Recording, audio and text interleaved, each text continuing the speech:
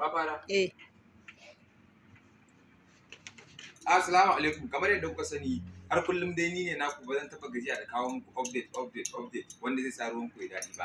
A saka musu tankunan nan su gani yadda ruwa mai daɗi yake shiga.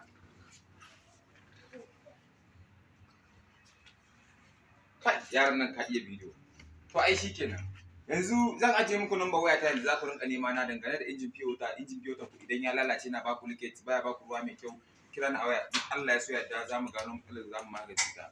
Wannan shine RO machine. Number ta ita ce a nan 081 41 56 68 65. Duka inda kake duka inda nake in Allah ya in ka kira da number nan za ta shigo. Alhaji ni ne naku har kullum Ismail Amfara dan mutan Kanawan Dabo. Zan ci gaba da aiki na a daidai wannan lokaci.